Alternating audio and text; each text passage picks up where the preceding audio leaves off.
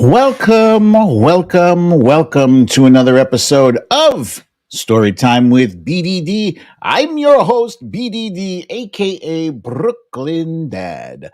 Folks, happy Friday. Welcome to you all. I'm happy to see you all here. Um, it is yet another Friday, and I gotta say, as I'm preparing the show, I do pop in on the chats here, and you guys are hilarious. I just and it's nothing in particular. I pick up words here and there, maybe dyslexic. Uh, the Ten Commandments, the bigliest commandments. You guys are hilarious. Um, so first, I want to say to Zelda, you have reclaimed the top spot as first. First, Zelda is always first here, except for when she's not. Foxhill Dreams, the Trump Reaper is here. There's a Veronica Tello. Claudia's here. Meredith Powell is here. The gang is all here. Okay, good. So we have quite a few items to get into. I have a few fun topics, a little bit of this, a little bit of that. So let's do a quick summary and what I like to call stories of the day.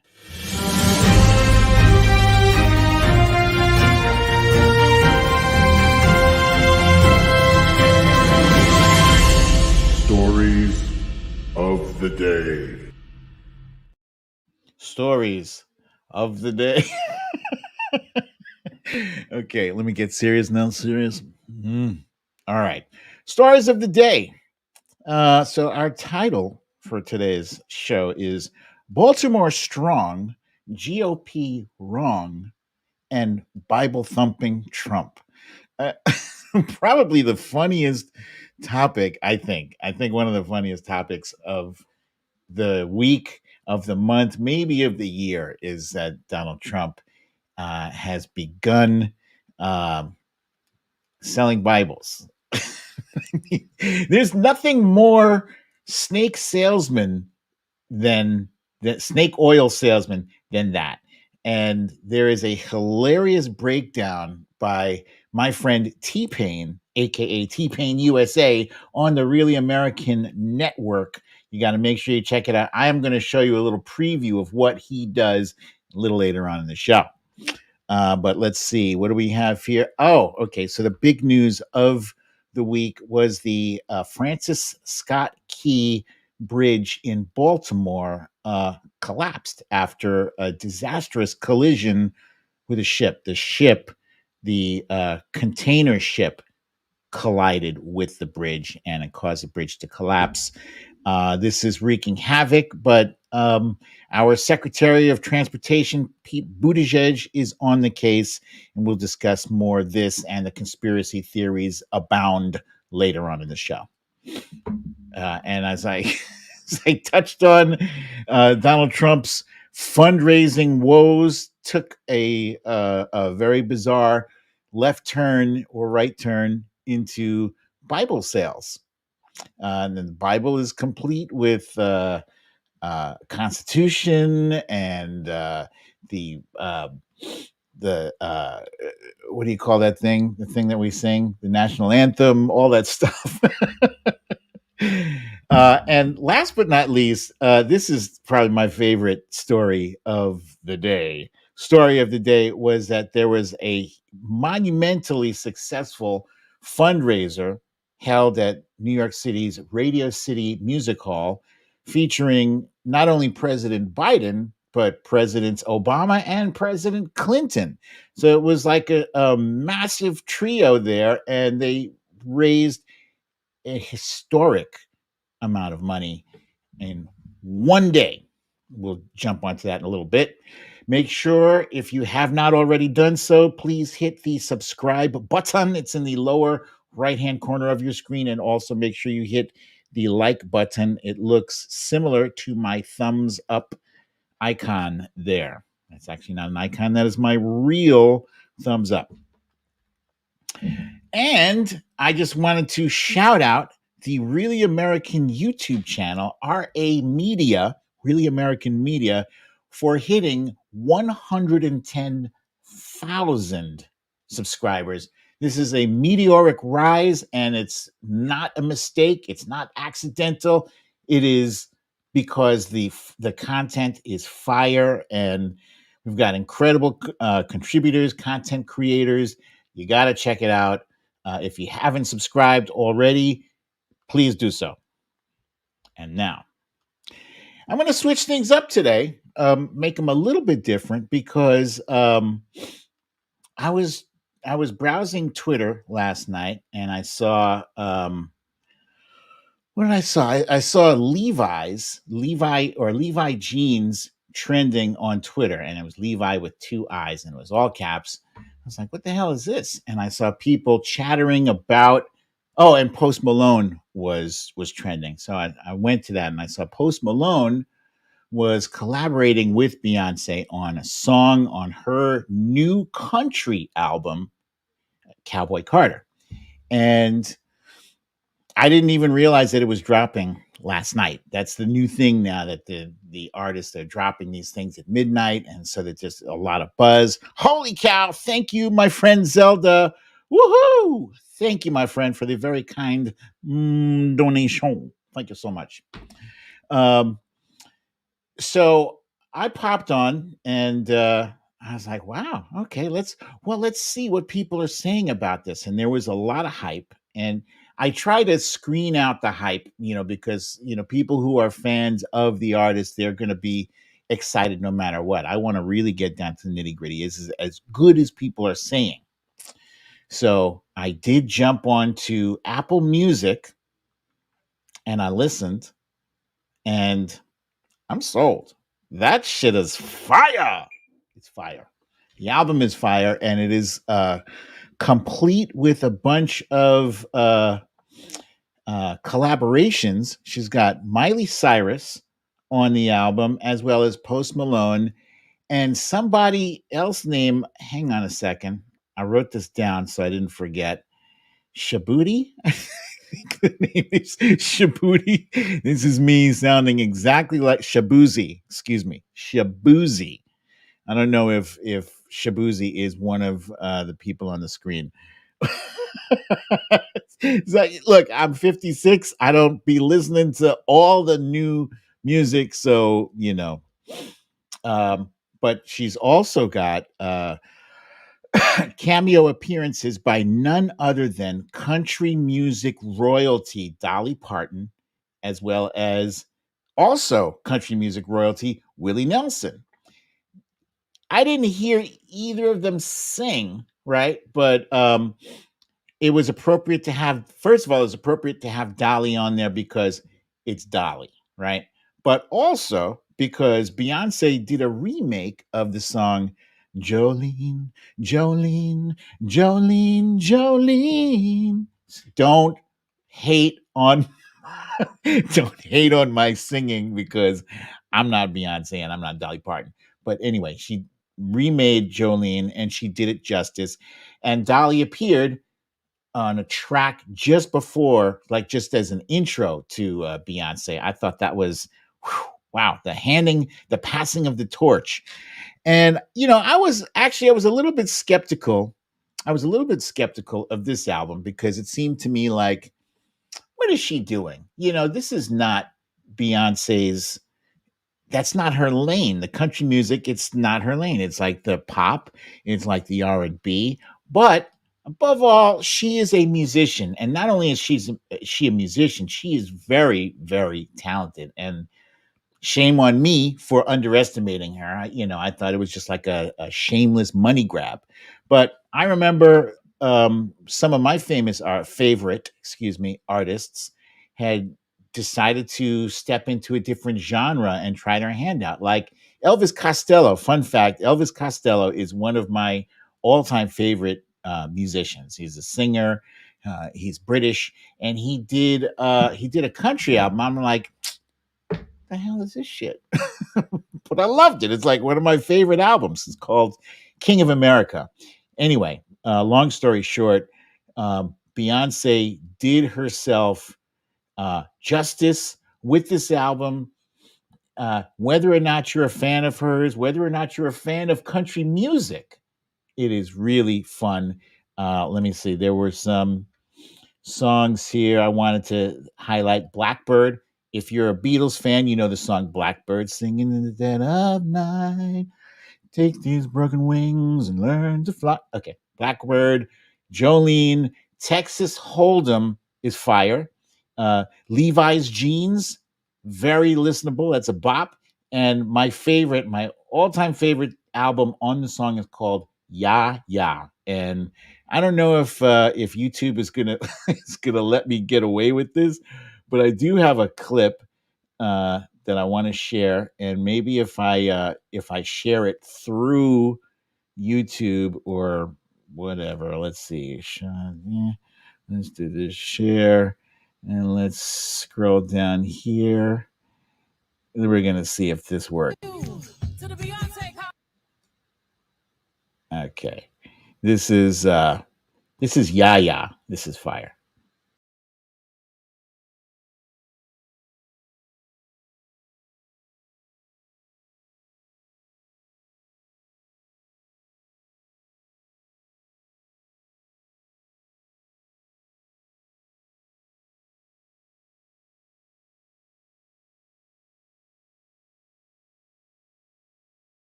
Okay, hot damn! I may or may not have listened to that song about 5 or 6 times already. It's fire. So yeah, like I said, check it out if you have access to whatever music platforms she's put it on. Have a listen. It's great. It's a lot of fun. Um, so let's talk about remakes since we talked about Jolene and Blackbird. This weekend, wifey and I on Friday night, we took a look at the movie Roadhouse, not the one starring Patrick Swayze from the 1980s, which I had actually never seen. Fun fact: I've seen a lot of movies, but there's some movies that they came at a time in my life where I was in transition, and for whatever reason I wasn't settled, so I didn't get a chance to see these things. Roadhouse with Patrick Swayze, rest in peace. I had never seen that, but what I did see on Friday night was the remake of Roadhouse, and it's weird. I was like, I know I saw the original, right? No, I hadn't seen it yet. The remake starring Jake Gyllenhaal is decent. It's fun. It's got a good look to it. It's starring Jake Gyllenhaal, but also that is an MMA fighter. If you guys are into that MMA stuff, there's a guy named Conor McGregor who is absolutely insane. The dude chews up the scenery. I think if he wants to do movies, I think he's definitely got a future as a bad guy. He's like really menacing. So he did a good job. And then on Saturday afternoon, wifey and I watched the original with Patrick Swayze. So if I'm comparing the two, there's some stark differences, and I'm not talking about the updated version. I'm just talking about the whole theme. Some of the dialogue was relatively similar, and some of the concepts and the basic plot premise was slightly different. I think for me, this boiled down to the bad guys because I think any good movie, any good drama, should be judged by how menacing, how evil the bad guy is, and how much the good guy, the protagonist, has to overcome in order to vanquish the antagonist, the bad guy. So With that said, I actually give the edge to Patrick Swayze's Roadhouse, and specifically because the bad guy was such a son of a bitch, and how he was ultimately dispatched in the end, I thought was poetic justice. And for that, I give the original Roadhouse a slight edge. I give the original one an 8.5. I give the new one an 8, which is good but not great. 8 is good but not great on my scale. My scale is very generous. It's a lot more generous than the average Joe. Manhunt. Whoa, philosophy. Thank you, my friend. Thank you, buddy, so kindly, very much to you for the kind donation. Thank you, buddy. Manhunt. Manhunt is a show. I believe it's a limited series, and it's about the effort to apprehend the assassin of President Abraham Lincoln, which I just learned was on April 14th, was when that happened, 1865. John Wilkes Booth, as we know, he was killed in the Ford Theater. I was impressed with myself, passively watching the show. No, at how much stuff I was able to recall, even though people talk about Lincoln a lot. Just this whole thing. It does talk about some names that you will remember. It does discuss names like Dr. Mudd. And you may or may not recall that Dr. Mudd had infamously assisted John Wilkes Booth in his escape. John Wilkes Booth had broken his leg trying to run away from the scene of the crime. And he made his way to Dr. Mudd, who did not turn him in. And I guess, as a doctor, you do have to, you do have that, what is it called?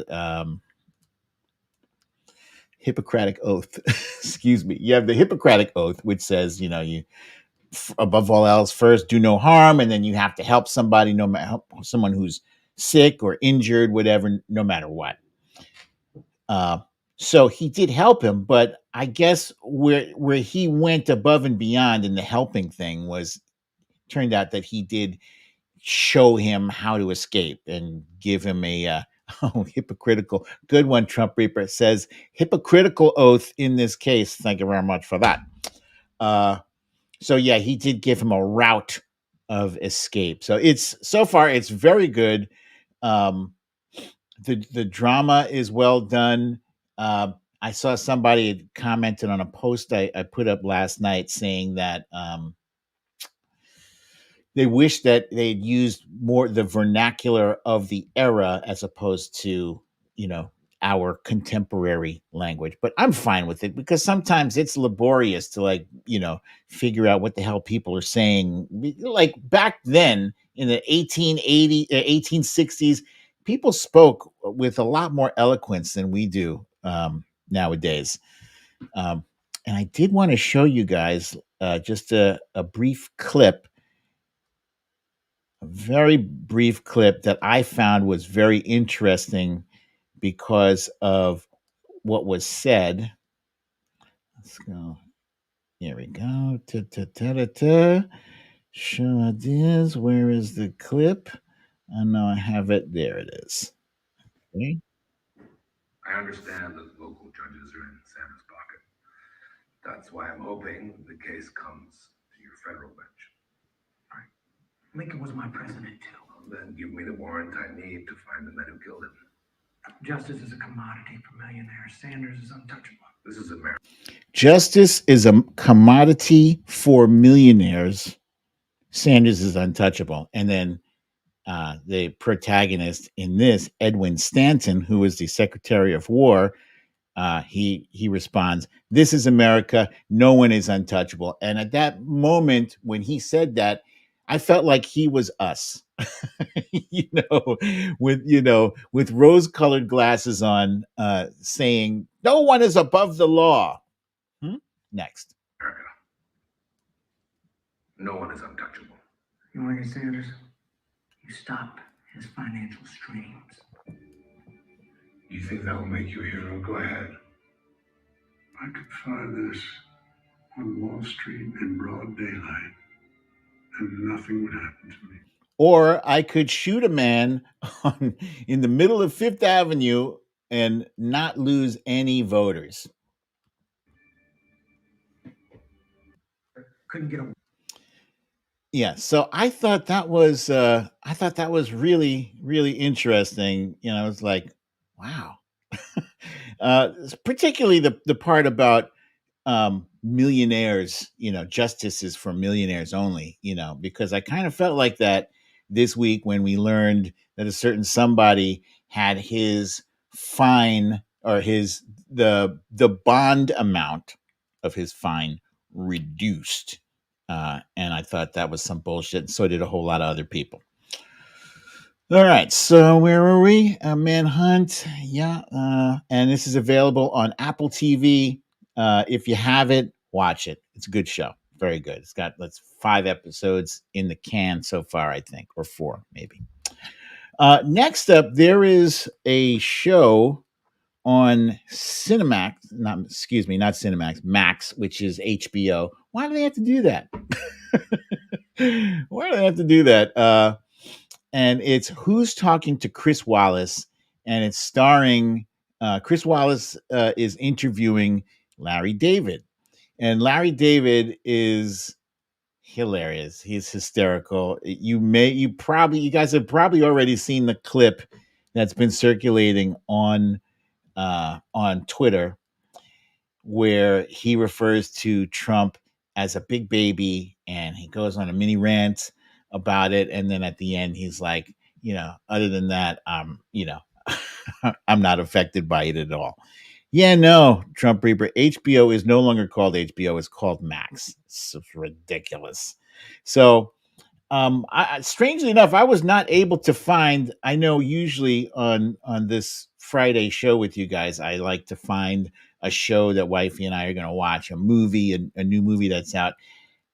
And I found nothing. I do a Google search, like movies to stream this week, new movies to stream this week. And I didn't find anything, nothing new, noteworthy. I feel like I've seen all of the movies. Right now, wifey and I are watching this thing called The Americans, which is an old show starring Kerry Russell and this other dude and a guy I went to school with, Noah Emmerich. Went to school with Noah. And the Americans is about 2 deep cover Russians who have to portray themselves as Americans, and it's good. It's good drama. It's good drama. So anyway, that said, if you guys can recommend a good show for me, I'm going to ask you not to post it now because I won't be, you know, reading your comments now. Please do it at the end of the show when we're talking about pizza and whatnot.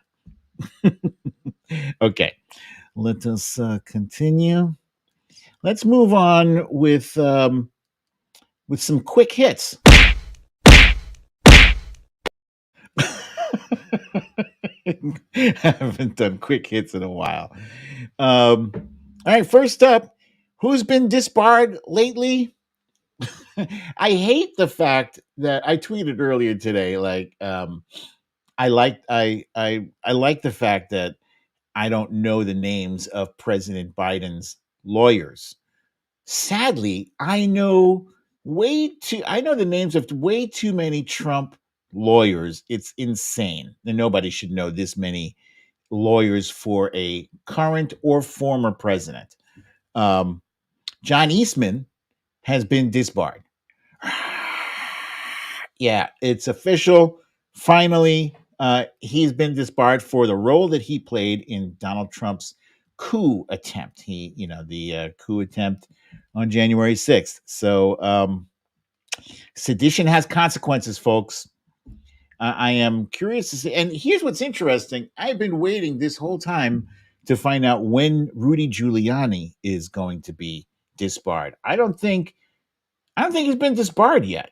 his license was suspended in New York, I believe. I think that's very different from being disbarred.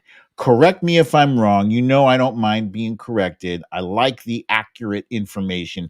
If you have it, please share it. Thank you so kindly. Claudia says the high point of the week. I beg to differ.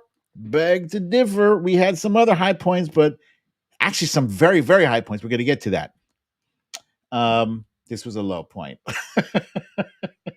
At one point, I said I was going to go out of my way to say nothing about Robert F. Kennedy Jr. Robert F. Kennedy Jr. is not a Democrat. Wait a minute. Did he switch his? I think he may have switched his affiliation to independent, which is the latest gimmick that people who are not viable in the party they're supposed to be in. That's the trick, the gimmick that they do. I'm a maverick. I'm independent thinker. No, you're not. You just want to boost your own profile and grift to get donations and whatever. So, Phyllis says Kennedy is independent now. Thank you for that. Yeah. So anyway, RFK Jr. decided against selecting Jesse the Body Ventura, and Aaron Rodgers, New York Jets quarterback, as his vice presidential pick. And he instead opted to go with a woman with no experience whatsoever who happens to be filthy rich. Sounds a little bit familiar. Her name is Nicole Shanahan. And really, that's all I know about her. I think she's a tech mogul, whatever that is. He said that he selected her because of her athleticism, which I thought, are you picking teams for volleyball? Or are you picking a fucking vice president of the United States who'd be a heartbeat away from the presidency? What's the deal? So this is not a serious person, folks. Robert F. Kennedy. I'm sure Nicole Shanahan is highly intelligent. She's probably very capable in what she does. But we're talking about the United States of America, right? I don't want somebody in there in the driver's seat or even in the co-pilot seat who doesn't know what the hell they're doing. Don't need it. Money doesn't fix everything. Okay. That's all I got to say about that. Well, who knows? Maybe she could be good, but you know what? We're not even going to get to that because Robert F. Kennedy Jr. is a crackpot. He is a conspiracy theorist. He's an anti-vaxxer. None of his family members are supporting him, to my knowledge. Correct me if I'm wrong. He could be supported by one, black sheep in the family. Go, Robbie! But the majority of the Kennedys are like, nah. I know Kennedys, and Robert F. Kennedy Jr. is not a Kennedy. A Kennedy. Anyway, Ron, I know Romneys, and Ronna McDaniel Romney is not a Romney. She is also not an MSNBC commentator. Not anymore, because she's been given the boot. Ronna McDaniel, formerly known as the chair of the RNC, is no longer the chair of the RNC, formerly known as an MSNBC contributor, is no longer an MSNBC contributor after the avalanche, the tsunami of criticism, of anger. How dare you? No, seriously, NBC, how dare you attempt to give us this insurrectionist who spent the majority of the past 3 years trying to convince people that Trump was right, that the election was rigged when it wasn't, And you knew damn well it wasn't. You knew he lost fair and square, and she was forced to admit it by Kristen Welker, who my expectations for Kristen Welker are already like as low as it could possibly go. But she did get Ronna McDaniel to admit that, among other things. But I was already done with Meet the Press, so I didn't see it live. I happened to catch clips after the fact. But here's the here is the surprising thing about how she met her end. Like, so first of all, lots of us had tuned in and had weighed in on this subject, and we were, rightfully furious, and we let MSNBC know. Even me, who notoriously, I tend not to at people. People tell me all the time, you should at them. 9 times out of 10, I at somebody and they don't reply. So what's the point? I've been adding, using the at symbol, using their handle. I've been doing that to MSNBC about Andrea Mitchell and Katie Tour for a very long time now, and they're clearly not listening to me. I can't stand those two in particular. But I see, so Foxhill Dream says, thank you, Rachel Maddow. There were some other people who stepped up and voiced their displeasure about it. Nicole Wallace, of course. Just about everybody you expected to have something to say about it said something. But where I was surprised, it was Chuck Todd. It was Chuck Todd that very publicly started the avalanche of on-air talent coming out and denouncing this hire in droves. And I'm just going to share with you a little bit the clip of Chuck Todd finally stepping up and doing the right thing after all this time.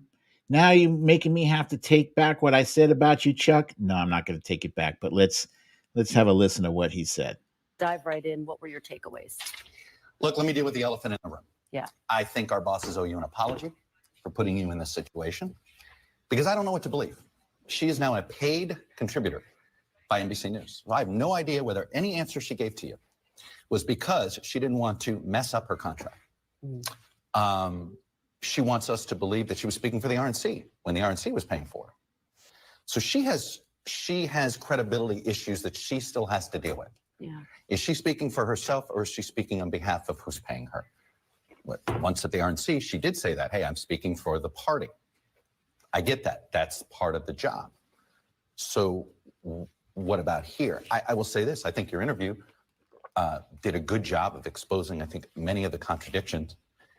And look, there's a reason why there's a lot of journalists at NBC News uncomfortable with this, because many of our professional dealings with the RNC over the last 6 years have been met with gaslighting, have been met with character assassination. So that's where you begin here. And so when NBC made the... I'm going to stop Chuck right there, okay? Because first of all, bravo to you, Chuck, for saying the right thing. But it took you this long to tell the truth to the public, to do the right thing. You talked about gaslighting, right? We were all witness to the years of you sitting there and allowing your Republican guests on the show to gaslight us at will. That's why we hated you so much. When I say hate, dude, you were trending on a regular basis every freaking Sunday. You were trending, never for a good reason. It was never, wow, did you see Chuck Todd light up that? No, it was always, Chuck Todd is letting yet another Republican say what the hell he wants to say with no pushback whatsoever. Yep. So for you, Chuck Todd, to now try to rewrite history, pretend like you had an issue with all the gaslighting you were being hit with. Come on, dude. Come on. That's why I stopped you right there. That when I stopped you just now, that's what you should have been doing to all those Republican guests that were gaslighting the rest of us. Set them straight. I will have you on the show anytime, Chuck Todd, to tell you that to your face. Hey, Misha Oliver, I see you there. Also, Scott S., I see you. Watcher Soko, Veronica Tello, Phyllis Harrison tells me, don't take it back, BDD.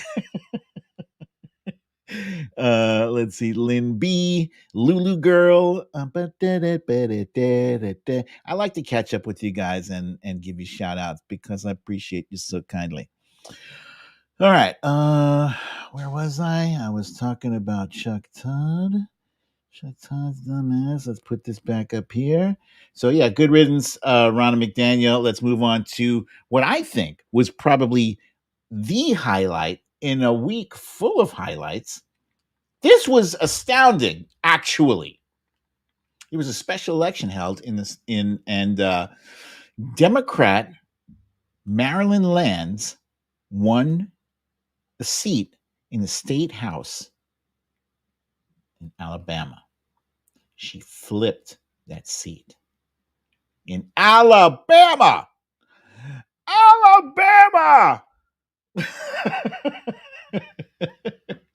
In freaking Bama. Democrat, Alabama. Oil and water, Alabama. On the issue of IVF, in vitro fertilization. Yeah. That's big. That's big. She didn't win by a sliver of a margin. She won by like 20 plus points. Big. In Alabama. So why am I so excited about that? Because it's freaking Alabama, yo. You know, these are issues we can run on. These are issues we can use as a battering ram to victory in November. And the Republican Party knows that, and they are running scared. They are scared as shit. And damn it, I saw a tweet by Charlie Kirk that tickled me. Wait, actually, I think I saved it. Let me see if I can find that real quick. Real quick, you guys. Bear with me. Let's see. I know I put it. There's that fucking thing. Where is it? Come on. No.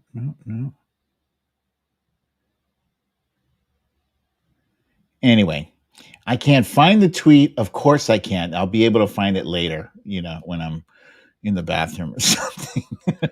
But oh wait, let me scroll up here. Hang on. There's some shit in here that I was looking for before the show, which I couldn't find, but now, of course, there it is. Anyway, let me paraphrase what I saw. It was a tweet by Charlie Kirk where he was freaking the hell out because of our fundraising successes and because we have our messaging in place. This dude, Mr. Forehead there, was positively apoplectic about the state of affairs with the Republican Party versus, you know, Republicans are in disarray. Democrats are in array. No, we are united. We are united. And I'm excited about being united. So congratulations, State Representative Marilyn Lands. And let's keep our fingers crossed and let's not be afraid. Let's go forth with enthusiasm and gusto, and let's fucking win this shit. I mean that. Now, on to my next topic here. Let's talk about that look on Mike Pence's face. That was Mike Pence, former vice president of the United States, caught in the act of eye-banging his boss, Donald J. Trump. This was a gaze that could turn the windows in your vehicle steamy.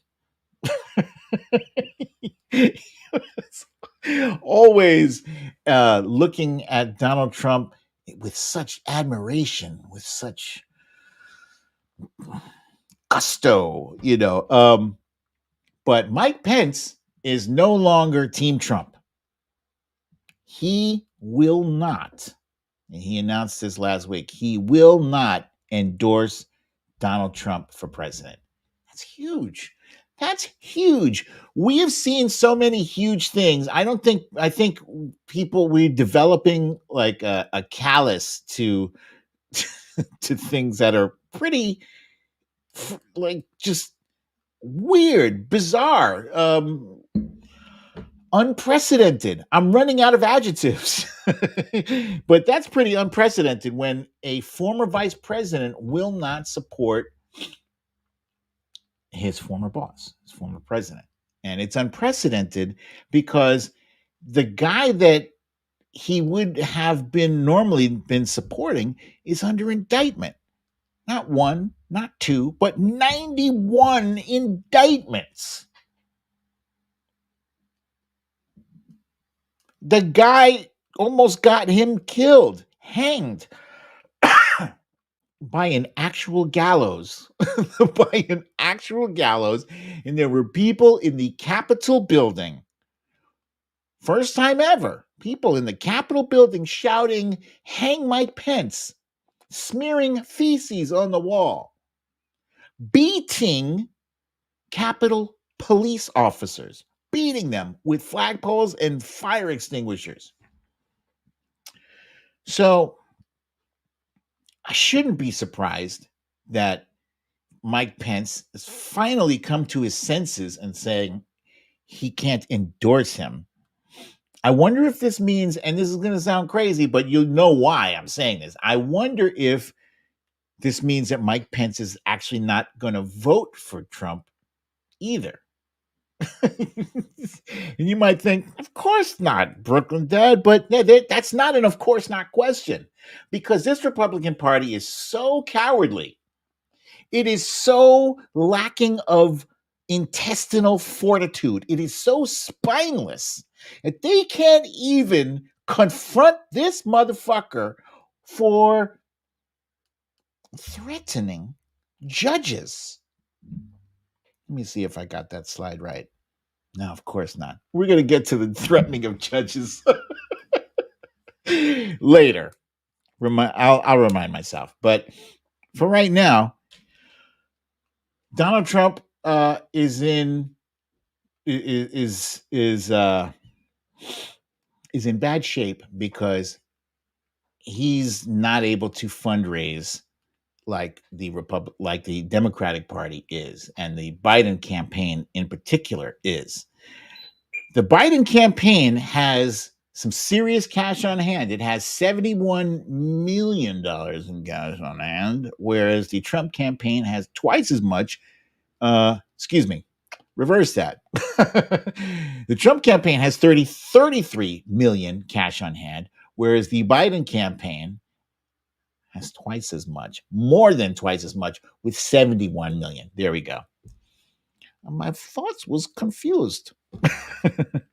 Biden campaign has $71 million cash on hand, and last night took in a whopping $25 million at Radio City Music Hall, where not one, not two, but three living presidents gathered in a setting hosted by comedian Stephen Colbert, and the performers were Queen Latifah, were Lizzo, and I'm sure as hell forgetting somebody else that was also a well-known entertainer. I'm sorry, but this was great. This was if you hadn't caught a little bit of the action from last night, it's understandable because video cameras were not permitted in the room there. But what I'm going to do is I'm going to share with you somebody captured on camera on their phone whatever, some of the action, and this was kind of badass.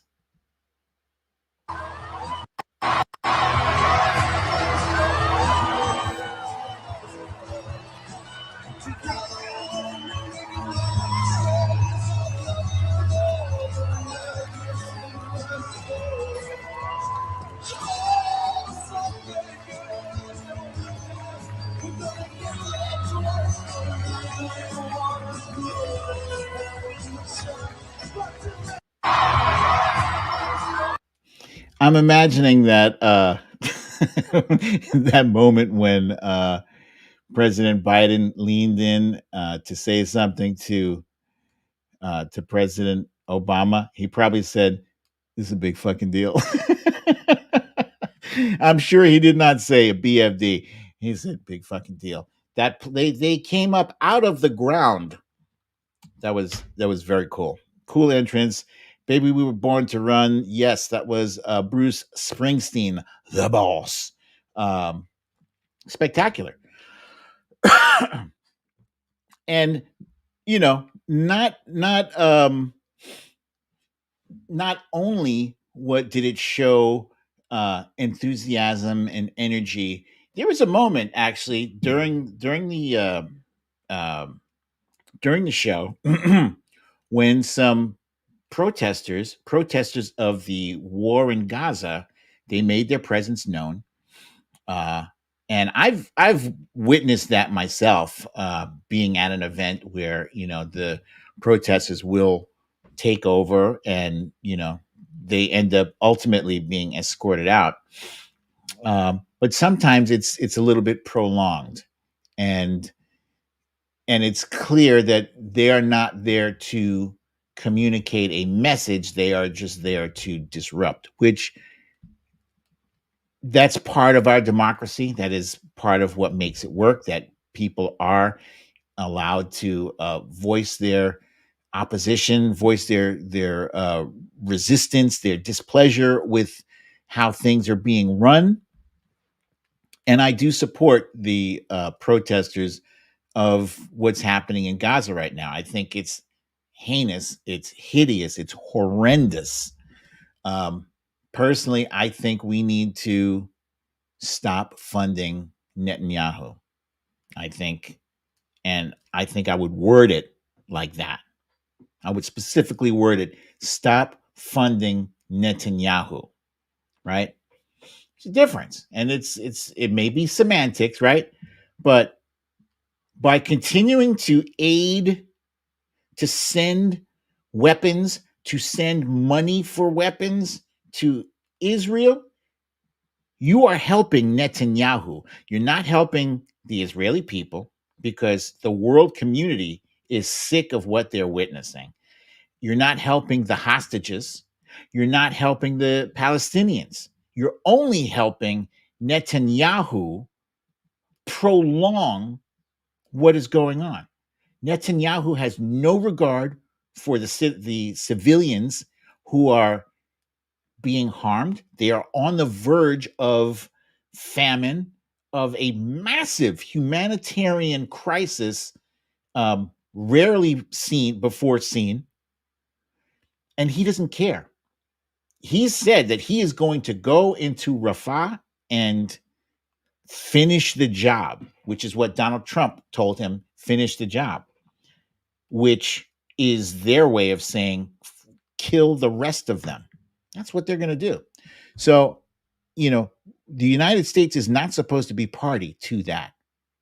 We're not. And yeah, I know that there's a long-standing relationship between Israel and the United States, where we're supposed to, be their special friend or their partner or whatever, their big brother, whatever you call it. They're not holding up their end of the bargain. They're not. And it's Netanyahu's fault. It's his fault. And I think it's long past time to get tough with him. We can't be part of that shit anymore. And, I don't know what kind of calculus President Biden has on this issue. I don't know if he is. I don't know if he's decided that he's going to try to wait this thing out. I know diplomatic efforts are continuing to try to pressure Netanyahu to agree to a ceasefire, and this is only a temporary ceasefire. But I think at this point, a temporary ceasefire beats no ceasefire at all. I say get the 6 weeks if you can, get the 6-week ceasefire, and then once you have it, just try to extend it. Try as soon as they agree to a 6-week ceasefire, shake on that, sign the dotted line or whatever, and then extend that shit. Focus on extending it beyond 6 weeks to 6 months to 6 years or whatever, and give yourself time to work on a solution, a 2-state solution, and keep the peace until you get that solution. That's it. So I don't know if anybody on the Biden campaign is watching this show. President Biden is. Be totally fucking shocked if he was. But if someone from the campaign, somebody high up, happens to catch wind of this, please communicate this to him.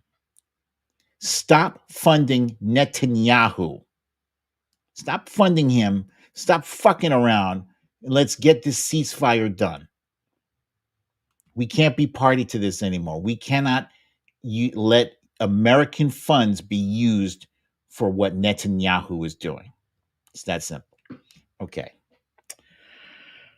Anyway, with that said, holy shit, I really digressed. But I'm saying that because President Obama made a point of addressing these protesters during the thing, and he said, you have to be willing to, I'm paraphrasing, but he kind of scolded them. He said, we're all for listening to you, but you have to also be willing to listen, and this has to be a conversation. This does have to be a back and forth. And they were just shouting just for the purpose of shouting. And I've seen that before. It's like, okay, you've got our attention. We are, listening, say your piece, but so anyway, he said that he kind of got a standing ovation. There were other people who were frustrated with that. And it's not like we don't it's not like we don't agree with you. We agree with you, but like, you got to understand President Biden is in a tough position, and just like hijacking that shit right there and then not having anything productive to say to move the conversation forward, it's not helpful. Anyway, cut off that aid, as Phyllis Harrison agrees with me there. And yeah, here's Watcher Soko saying Netanyahu has made clear he wants Palestinians gone completely by not letting food or medical supplies through. Yeah, that's fucking evil, bro. I don't care. That's evil. Evil as shit. So yeah, and the protesters were also outside. That's 6th Avenue. They're standing right across the street from Radio City Music Hall. And okay, let's get to this. Is like my favorite story.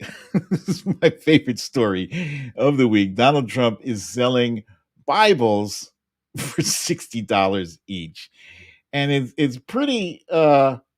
It's just about as pathetic as you can possibly get. It's more pathetic, I think, than the sneakers, the gold sneakers, because at least, I don't know, I could see people, now I can't even see people paying $400 for those sneakers. Maybe if you're rich and you wanted a collector's item, but that collector's item is going to be worthless, But he's got to do something because he's got this platform, Truth Social, which apparently he just went public.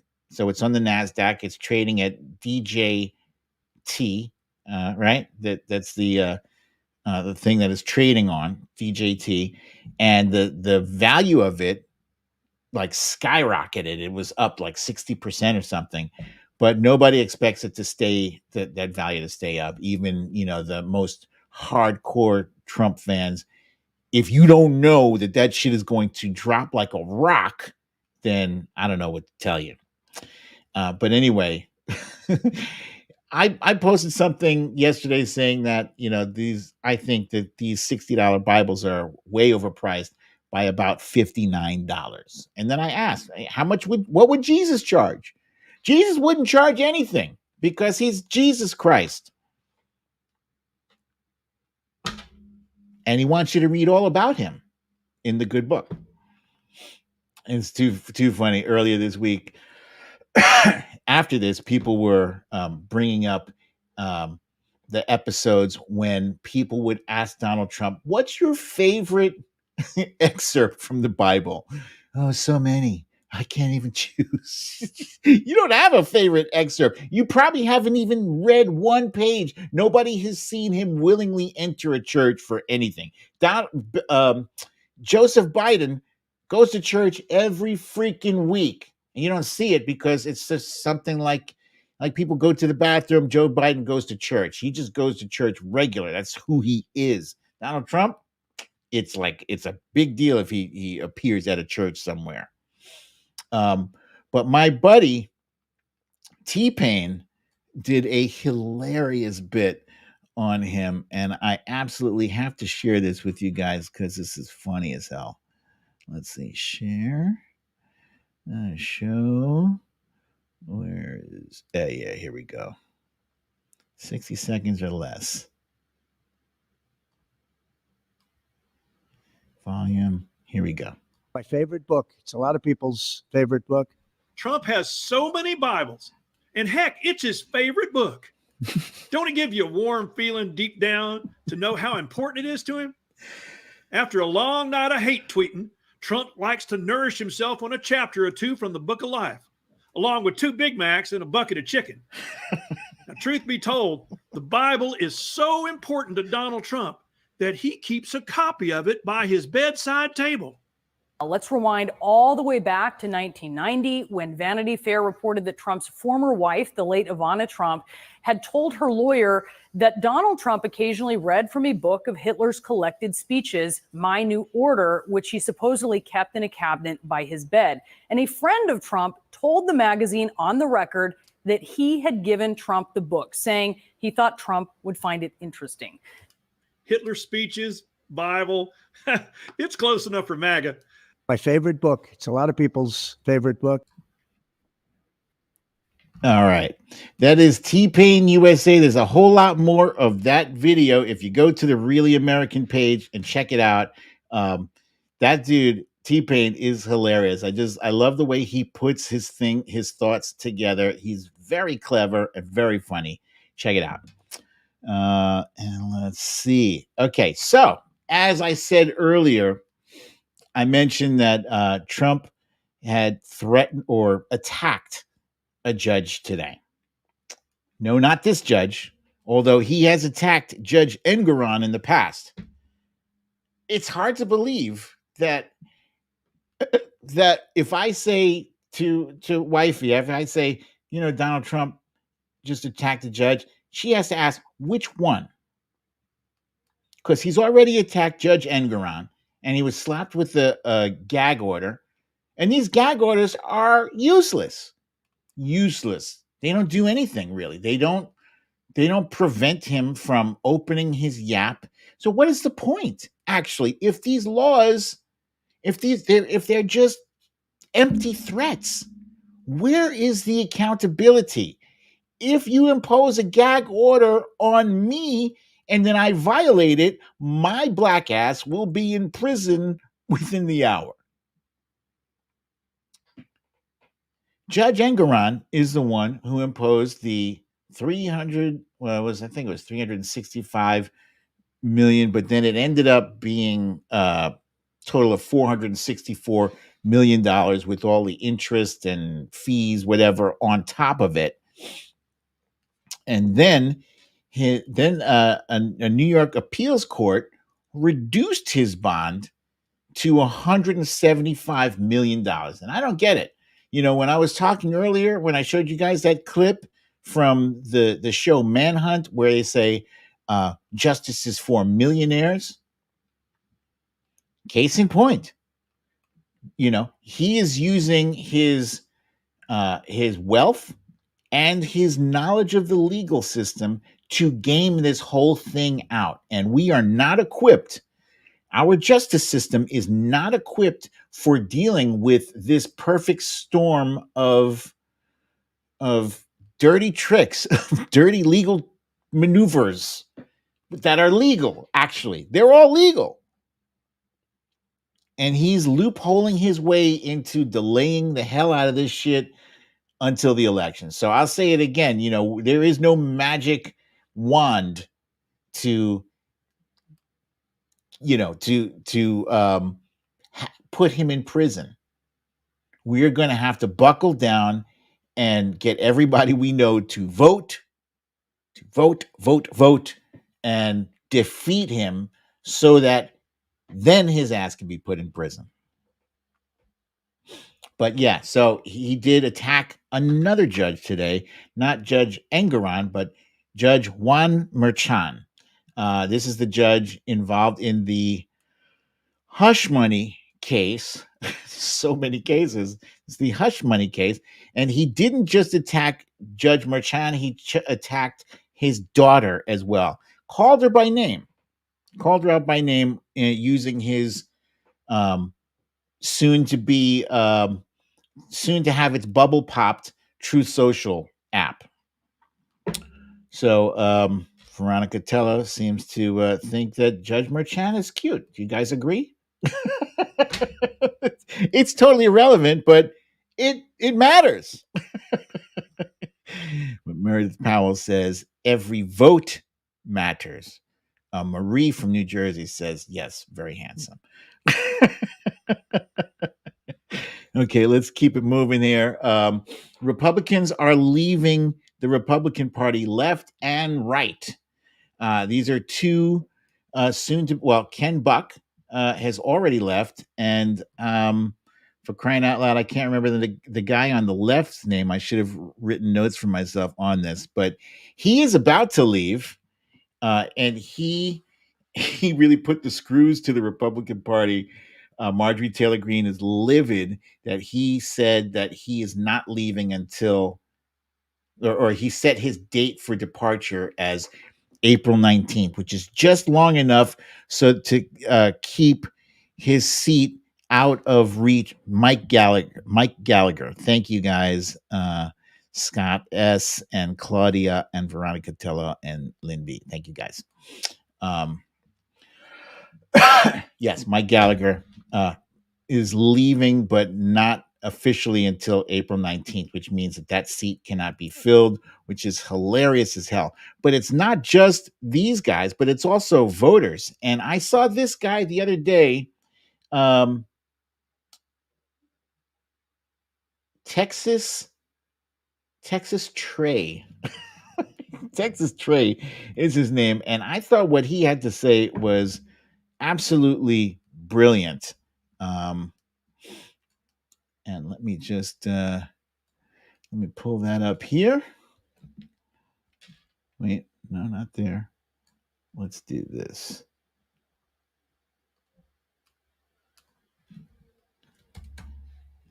That was usually I have these things queued up, but for some reason I didn't queue this one up. Texas Trey.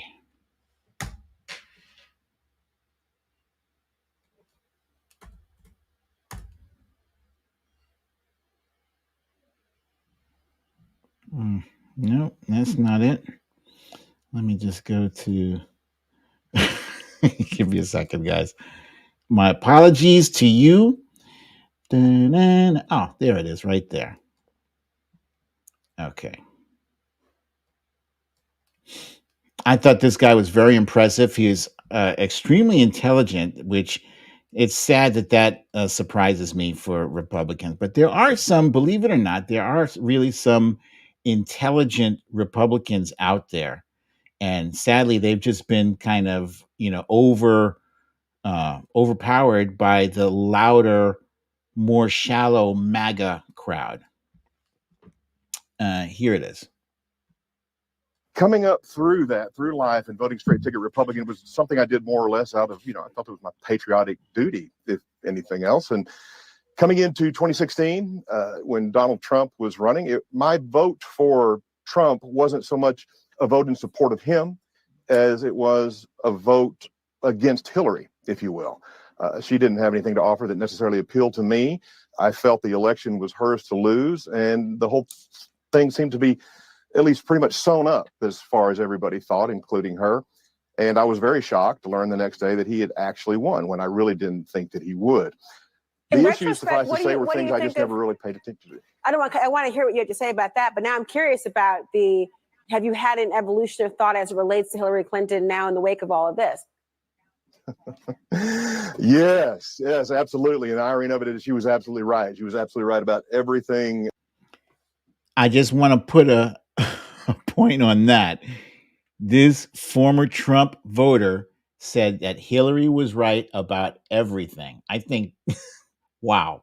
That she said, although I didn't necessarily pay too much attention to the things that she said. Going back, hindsight's very clear, very clear.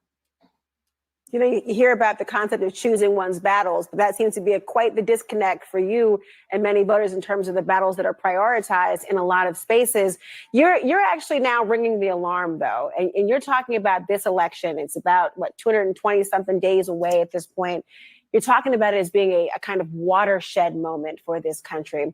Why do you think this election, compared to, say, 2020 or 2016, will be so different? Well, I think quite plainly they have told us what they're going to do. They have laid it out very clearly for us. Really, this election is a referendum on freedom and democracy at this point. A lot of people say, we're a republic. Well, yes, but we have democratic processes and principles that underpin that republic. And to me, it really boils down to this. We can vote for a man who, by voting for him, those principles and processes will survive, and we will live to fight another day in terms of being able to work through our issues. And a vote for Trump is to run the risk of losing all of that, to run the risk of, the man said himself he wanted to be a dictator on day one. I don't know of many dictators that are willing to give up authority once it's granted to them. Okay, so there's a lot that I loved about what that guy had to say. First of all, holy shit, he said Hillary was right about everything. If you weren't paying attention, you would have thought that was a liberal. No, it's a former Republican. He's now independent, right? But he sounded very, very reasonable, very rational. And I feel like there is a real chance for us to get back to that point of where we can disagree politically with our neighbors, with our coworkers, et cetera, in a rational way, that it doesn't just become a screaming, shouting match between two monkeys throwing poop at each other. Rational. I like the fact that he was able to thread the rhetorical needle with that whole thing, the dichotomy between this is a republic versus this is a democracy, and Republicans like to say, this isn't a democracy, it's a republican. Fuck you. As the guy said, there are certain things, the underpinnings of democracy, whatever, it's a goddamn democracy. If you don't like it, leave. But I also like the fact that he is well aware that dictators don't give up. They don't abdicate power on day one. Once they've been given power, they don't give that up. As we already saw, Donald Trump refused to give up power when his back was to the wall and he had to admit that he lost. He was ready to watch a bunch of Americans hurt and possibly kill each other so he could stay in power. That's what's at stake. And I like that Texas Trey and there's like a very big number of Republicans that are starting to see the light and say, you know what, I don't care for President Biden, but he's a hell of a lot better than Donald Trump. I'll take that. I love what President Biden has done. I'm very proud of his accomplishments. I'm proud that I picked him for our president and voted for him. But I'll take, you Nikki Haley supporters who Donald Trump said, we don't need you.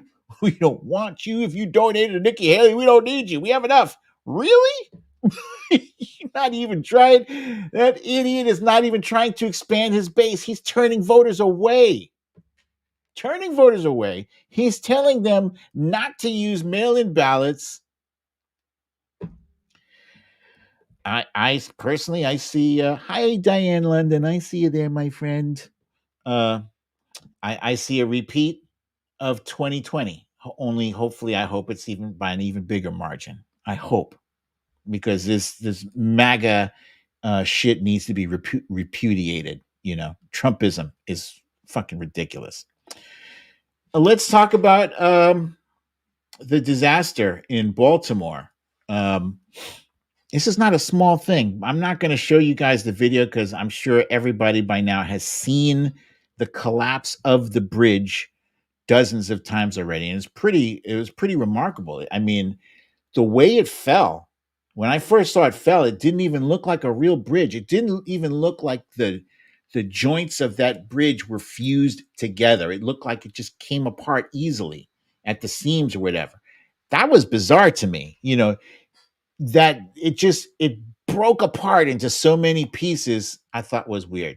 And look, I love a good conspiracy theory as much as the next guy. And really, when I say that, the JFK assassination, Area 51, there's a whole shitload of conspiracy theories that, I could talk about this for a very long time. I'm very entertained. There's a part of my brain that's like, go ahead, tell me more about this. Because, yeah, I think that there's a lot of stuff. Excuse me. I think there's a lot of stuff that goes on that we don't know about. I do. But MAGA has kind of ruined conspiracy theories for me, just for right now, because that's their first go-to. And it's like, God damn, man, you guys ruined everything. You ruined that for me too.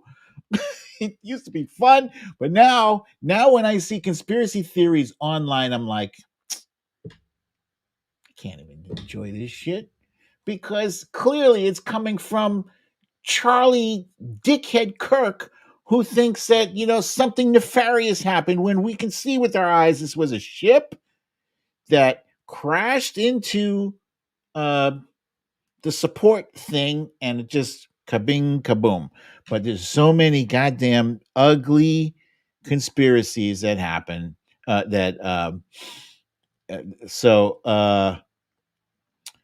Andrew Tate, you guys know that guy who he's a fighter who got arrested in Romania for sex trafficking, I think.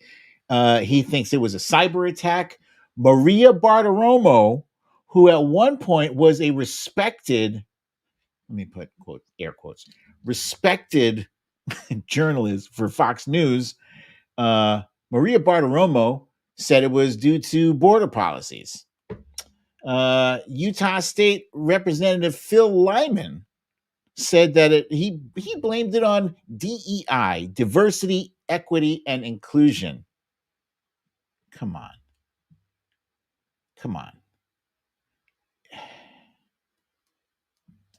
He wrote on Twitter, this is what happens when you have governors who prioritize diversity over the well-being and security of citizens. And I'm not going to read my tweet to you because it's a long one. But I think it's probably one of the best tweets I've ever posted. And that's saying something. I posted some bangers. And this one didn't even, and in terms of, likes and retweets, this isn't even in the top 100, in terms of those. But in terms of how deeply I thought about diversity, equity, and inclusion, and how the people on the right are trying to weaponize it, I feel strongly, excuse me, I feel strongly about it because they're basically trying to say that companies trying to respect the to respect the concept of diversity is somehow hurting quality. You know, if they observe the fact that you have two candidates who are equal, not like, you know, a white candidate who's rated like 100 and a black candidate who's rated like 50, but you're going to give it to the black guy because you need a black guy. No, they're both ranked 100, right? And normally, historically, the white guy, he would get, if he was only an 85 and the black guy was 100, the white guy would get it because that whiteness bumps him up, bumps him. So, you know, historically, the field was not level. It was not a level playing field. And DEI is basically the same, the same idea behind affirmative action. That's what that was attempting to achieve, you know, was balance. Instead of just completely rejecting candidates of color, now we're recognizing them. Now we're giving them an opportunity instead of just dismissing them outright. Anyway, I digress. You know me. I digress. Cindy said, read it. I refuse to go to Elon's shit show. You know, I read this for wifey and I could see it was long. She loved it, but it was long. I'm not going to do that to you. Instead, what I will do is later on, I will retweet it. So that, in fact, you know what? Let me see. Let me just go to my profile right quick. And it was a good one. I did like what I had written on this. Easily one of my best tweets of all time. And it starts with, here, I'll just, here's what I'll do. I'll read just like the first, you know, paragraph or two. I saw didn't earn it was trending on Twitter, and I immediately assumed it was about Trump because I've never seen anyone fail upwards so much and catch so many undeserved breaks. But no, it was a bunch of racist assholes who decided to wrongly interpret DEI as didn't earn it. Okay, so let's talk about how the right has weaponized the efforts to level the playing field and somehow turned it into something that is wrong and unfair. Wrong and unfair? Let's talk about how 200 years of slavery gave America its unearned head start in the world economy and from the benefit of free slave labor that they haven't even had to pay reparations for. When I was growing up, my mom told me that being black, we have to work twice as hard and be twice as smart in order to get the same things that white people get without all the effort. And millions of other parents have told their kids this, and it just made us work harder.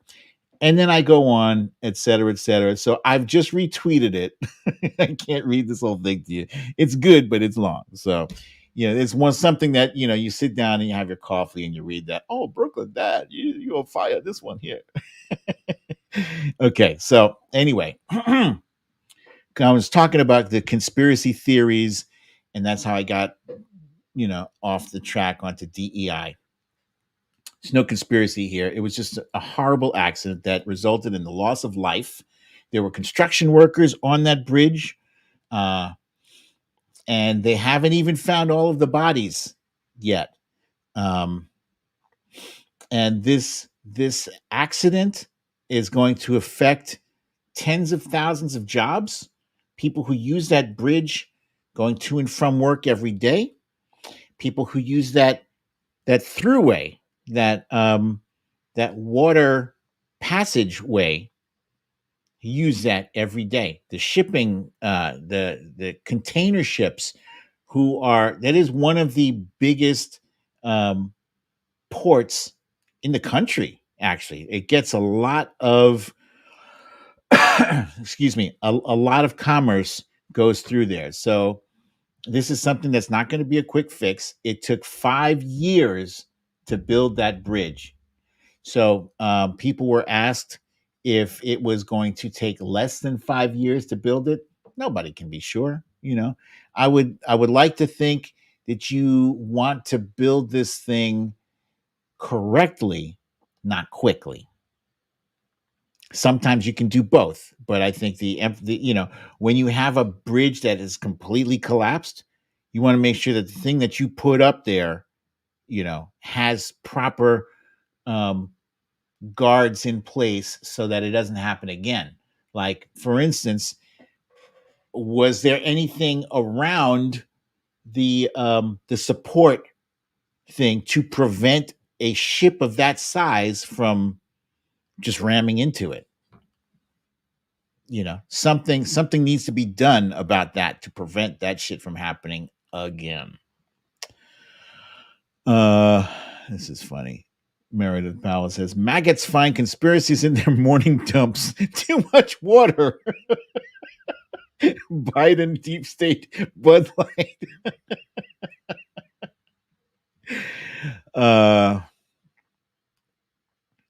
Misha Oliver would like to know how many workers were found. My friend, I don't know.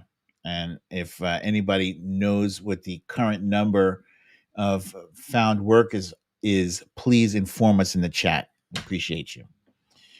So as of earlier today, there were plans. There's already a crane on the site, a massive crane. This is the biggest crane on the East Coast, and it is going to attempt to move pieces of the bridge out of the way so that the shipping container that is there, I think it was on its way to Singapore.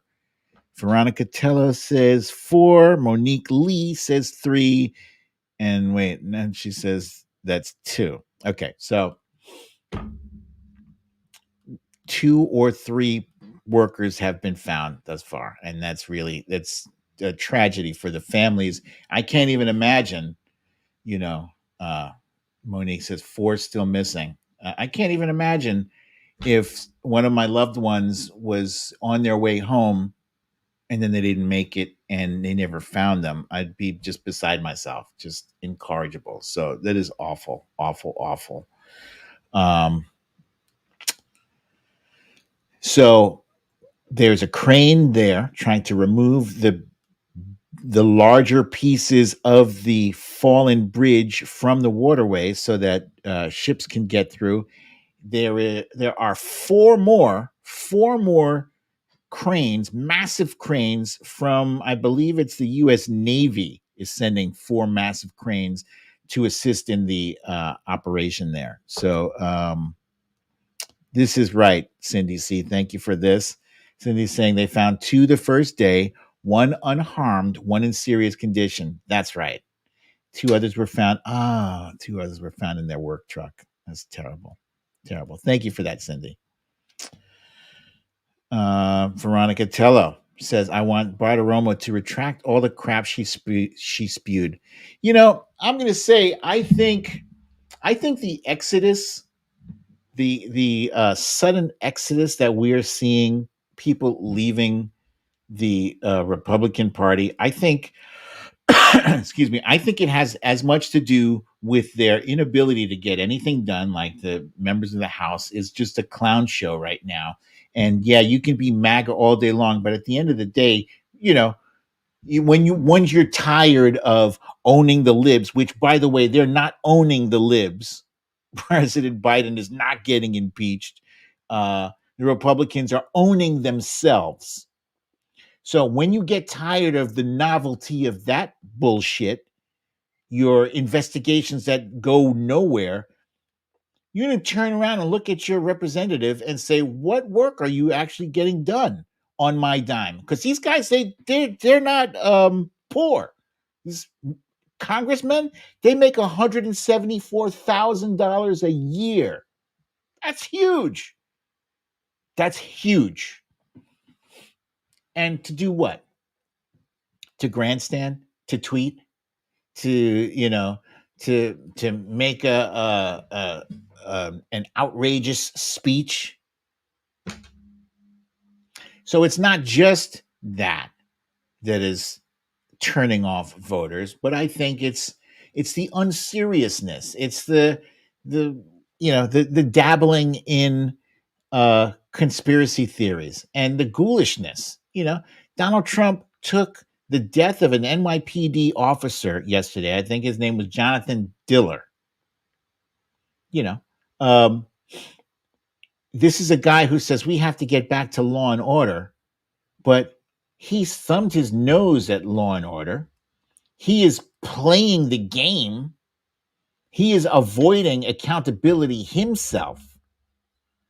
He, with 91 felony counts against him, should be the last person to try to pull off, oh, we need to get back to law and order. Turn yourself in.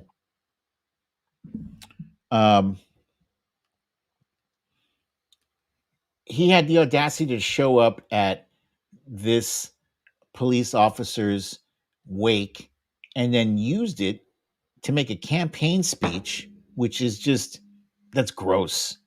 That's just gross. That's tacky. Dude, you have 24 hours of the day, 7 days a week to make those speeches. You couldn't fucking take a break for 5 minutes at this dead officer's wake? What is wrong with you?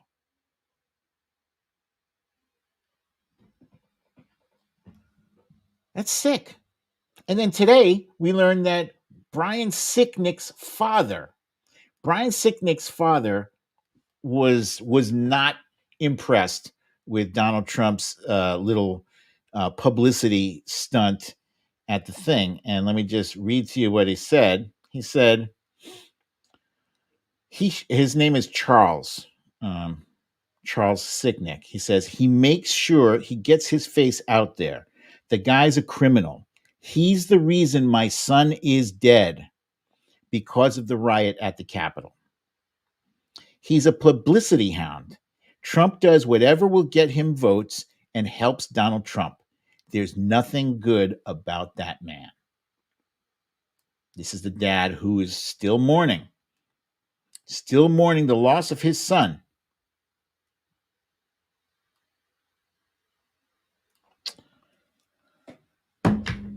So anyway, that's one of the reasons why I believe, more and more Republican voters are moving away from the Republican Party. They're sick of what happened on January 6th. They're sick of what Republicans are doing with reproductive freedom. Get the hell out of our bedrooms. Get out of the wombs of women. Get out of their family planning with the IVF. Get out. You're supposed to be the party of small government. How small is a government who wants to dictate what you can do with your body? Who wants to dictate what contraceptives you can use? Who wants to dictate how big your family is? Or how you add to your family? Or who's in your family? Who cares if you love someone of the same sex? Who cares?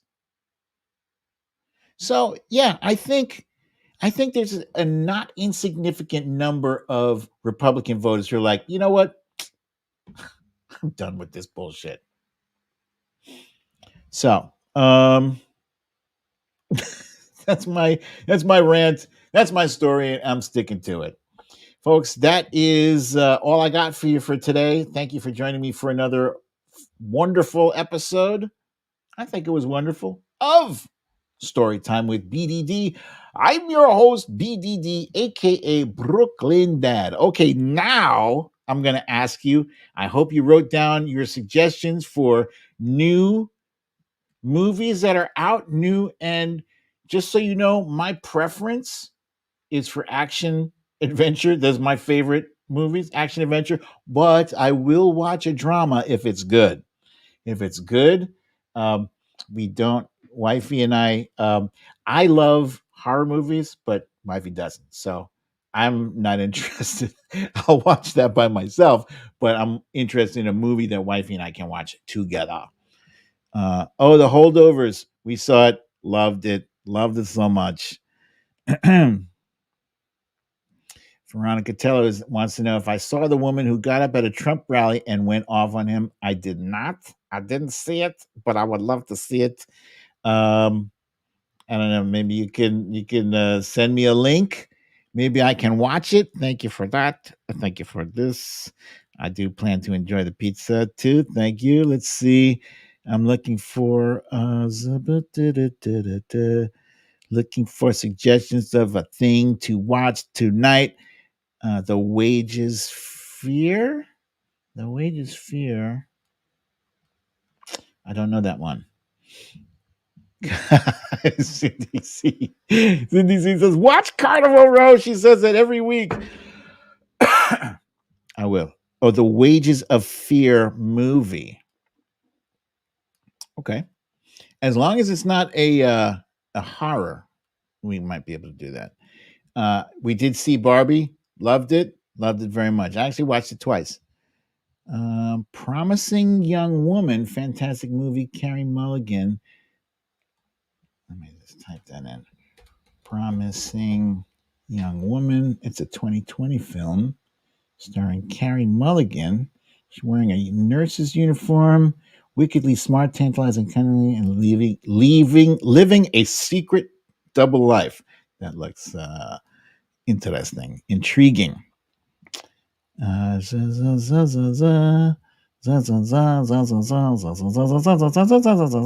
Okay, you guys, thank you. Oh, Shogun, that's right. Shogun. Is that a show or a movie? I've seen ads for that. I think it's on Hulu.